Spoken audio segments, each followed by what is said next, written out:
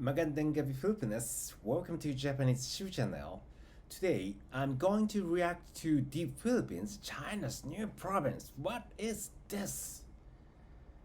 Okay, I'm going to check this inside. What's inside the Philippines, China's new province? What are you saying about? Okay, but before watching the video, please subscribe to my channel and don't forget to push the notification bell to not to miss my future videos. If you like the video, please share it to your friends and family members. Thank you very much. Okay, let's go. The Philippines just had a super important election, but why should you care about that? What if I told you that the implications are global and massive? Congratulations to China on their new province, the Philippines. All jokes aside, before everyone gets mad or freaks out, I do need to say that, yes, this is bad. This is like really, really bad. This is like super crazy bad. But I spoke to some experts on what happened, and it's actually kind of fascinating. And it may still be able to be resolved. But if it's not, it could be a disaster for the region. And you know what happens if China gets control of Asia? Think of it like this. The US and European allies are trying to make sure that Russia is contained in Ukraine, that they don't go all out. Think of China as Russia trying to expand not only its sphere of influence, but the territory it can actually operate from. And yes, I'm talking about militarily. First of all, let's clear something up. What do you think about when you hear the country's name, the Philippines? I can say the immediate thought that comes to my mind is a smiley and diverse people group in a tropical region with a lot of American influence. But when I asked some other people, I got some interesting responses. Isn't that in Mexico? They speak Spanish over there, right? Isn't that where all those maids come from? Isn't that some poor island?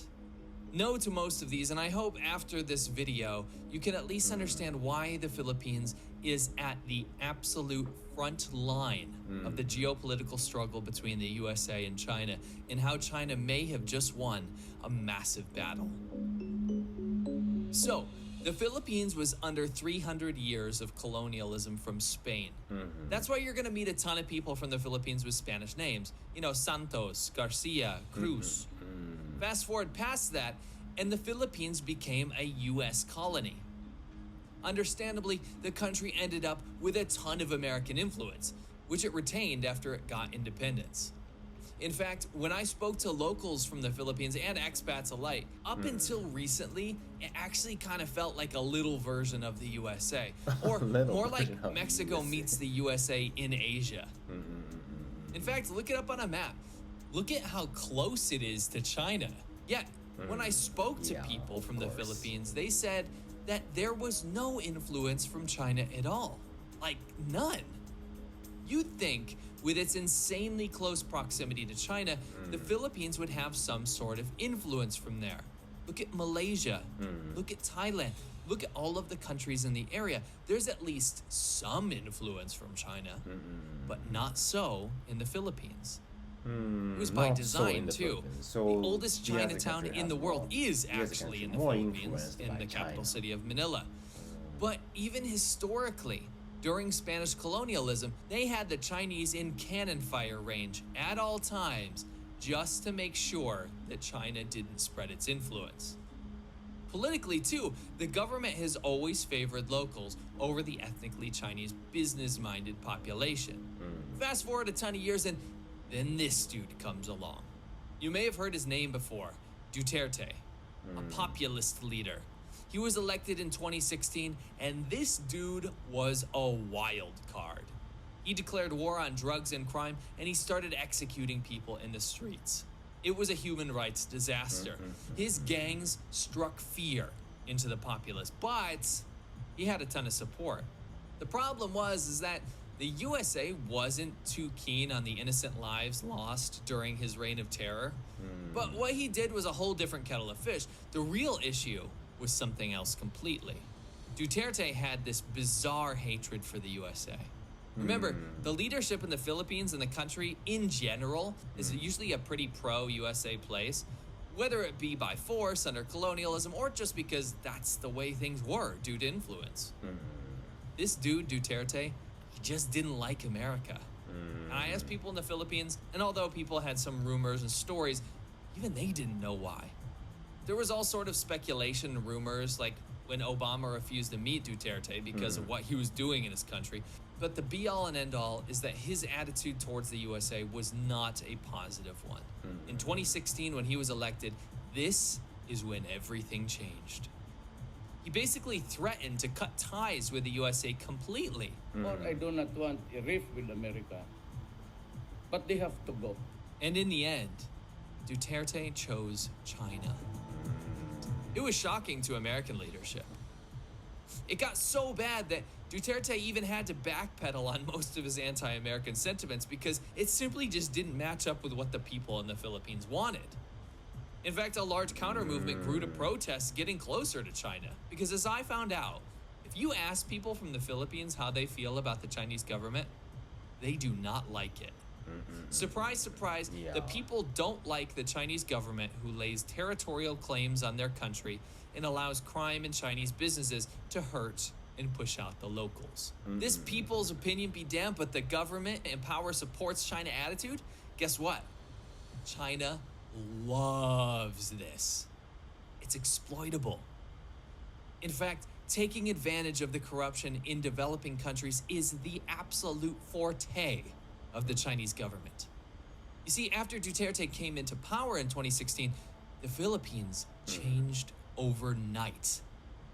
That zero influence from China that I told you about previously, that was completely reversed. And China became the dominant influence, not just in politics, but in everyday life. Really? I spoke to someone in Makati, which is a wealthy city within the capital of Manila. And he said that you could see billboards changing overnight from English into Chinese. True? Advertisements catering only to the Chinese population. And all the signs across the entire city with only Chinese characters, and now no English translation, shutting out the local population. Also, the rent prices shot up because of the absolute flood of Chinese expats and business people. Previously, you couldn't see very many Chinese people on the streets, and now the streets became absolutely inundated with mainland Chinese. At every corner, you could hear Mandarin Chinese everywhere. But why were they coming? What was the allure of coming to a poor country to set up shop?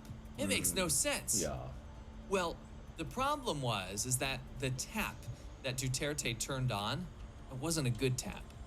According to the people I spoke to, these were not the types of people that you want in your country. The Chinese that showed up were not the university-educated people. They had a low education level, many with criminal backgrounds. These were the types of people coming to the Philippines in droves That's from bad. China. And why? Well, do you know what their main business model was? Gambling. Gambling. Online gambling centers, also called pogos in the Philippines, shot up like bamboo shoots after a good rain. These pogo online gambling centers were run by the Chinese, employ mostly Chinese, and target Chinese as customers. This was a way for China and other countries that outlaw gambling to skirt the law. You can imagine the hundreds of thousands of people flooding in to spread the dodgy business of gambling are not the most savory of people. These centers are low cost and high profit, and most require nothing but a permit. In fact, the Chinese companies were qualifying for one gambling permit and then allowing tons of other pogo companies to come and piggyback off of that one permit. As long as the bribes were paid to the equivalent of the FBI in the Philippines and the local cops were paid off, then a blind eye was turned and they continued to spread. The only ones that were cracked down on were the ones that couldn't pay up. So why did the Philippines allow this? Well, basically, it's an unlimited source of money, and the corrupt politicians in the Philippines can profit greatly. If you allow these pogo gambling centers to proliferate, you can take the profits that they generate and you can use it for political power. Or You can basically create a money hose to blast any issue that crops up. The pogo gambling centers became embedded in society, politics, and every way of life. One source told me that on his street alone, every single job caters to the Chinese diaspora that operate these gambling centers. From the Chinese restaurants to the trike taxi drivers who flock the streets where the Chinese operate, every single facet of life now revolves around the Chinese gambling businesses. Crime shot up too. What was interesting is that mostly it didn't have anything to do with the people of the Philippines. It was these dodgy Chinese expats who were all involved in gambling. In this business, there is competition. And with gambling comes kidnapping, ransom, murder, and all of the Kidnapping. wonderful things What? associated with it. But they were committing these horrid acts against each other.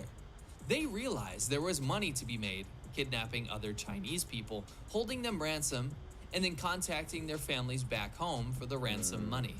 This was Chinese on Chinese crime. Then something happens. The pandemic starts to dry it up. The Chinese businessmen, they go home. It's kind of back to pre-Duterte levels. The Chinese influence has simmered down. But it's not good news. The damage was done. The economy and way of life had already been paved with Chinese influence, and with Chinese influence comes Chinese government influence. Enter Bong Bong Marcos, the dude that just won the new election. It turns out this dude is also pro-China, but not only is he pro-China, he even ran his election campaign like a Chinese government member would if they were in a democracy. He stayed quiet. He ran a defensive campaign, and he used untold amounts of money to run disinformation campaigns against his opposition for years. Oh, really? According to locals I spoke to, he appealed to the working class, which is about 60% of the population, the majority. He claimed to be on their side. The upper class didn't want him. According to the locals I spoke with, Marcos, the guy that just won, he weaponized the classes against each other. He changed the race from me versus the opposition to me versus the rich. And that division caused a win. Marcos never even showed up to debate. He said, "I don't debate, I run on unity, not division." Photos were released of Marcos with the Chinese ambassador. Not a good look. And when I spoke to locals, they said that amongst the Chinese community in the Philippines, they all wanted Marcos to win. Not a good sign. And they were all confident that he would win, almost as if they already knew. There were rumblings of insider information, although that would be nearly impossible to prove. We can theorize where the money came from, though. It's not really a stretch to say that China would want to manipulate the election. I mean, if China are constantly trying to manipulate and interfere with American politics and democracy, then why wouldn't they do it in countries where it's easier to do? Of course they would manipulate it. It's too important. China cannot have another American Air Force base open up in the Philippines. And they don't want the ports to become American naval bases. When I spoke to people in the Philippines, they predict that Marcos will have even closer ties to China. China congratulates the Philippines' successful holding of the election. More deals, more loans, and they'll probably even let those pogo gambling centers back. There's just too much money to let it go. China's COVID bubble may be keeping those gambling centers at a distance for now, but the framework is already there. Not only the pogos, but the entire telecoms industry has basically been bought by China. You don't want the Chinese government basically holding a red button that can turn off the entire telecoms industry in one push if they get upset with you. A new China-owned 5G network called DITO is taking form, and China may even take over a TV channel. The Chinese influence may come back with complete fervor. The USA is actually partly to blame for this. You see, the US backed Marcos' dad. His dad was a dictator of the Philippines. And the fact that the Marcos family is back in power, America carries some of this blame. And most likely, the Marcoses, they plotted a long game to get back into power. There's also a slight chance that because of the relationship to the US, that Marcos will become friendlier to the USA, since the US is partly responsible for his family's power. But the be-all and end-all is that Marcos is careful. He's calculated. He has all planned interviews, like he's following a script, very much a more Chinese approach. Duterte was more bumbling, in a way, even more predictable. Under Marcos, according to the people I spoke to, there will be more backroom deals, and the Philippines will be harder to figure out. The truth is that the people in the Philippines don't like China. They don't want anything to do with the Chinese government. So if Marcos gets closer to China, he will most likely have to do it quietly, hidden, and you won't see a whole lot about it in the news. Marcos will have to be discreet. Things will probably get closer to China. The USA will probably try to wine and dine him as well. But the thing is, military plays are second to economic plays. China will retrench in the Philippines economically. And we see that when China gets a country beholden to them economically, it doesn't stop. Look at the Solomon Islands. They're basically a Chinese military territory now. Oh, really? China is looking for ports and has become an active imperialist, neo-colonialist power. And the world took way too long to figure that out. Making these videos is a ton of work, so I appreciate all the people that support me over on patreon.com/lawai86. Seriously, without you guys, I wouldn't be able to do this. Also, a new way to support has opened up. It's called Super Thanks. You can just click thanks on the YouTube video and donate some money there.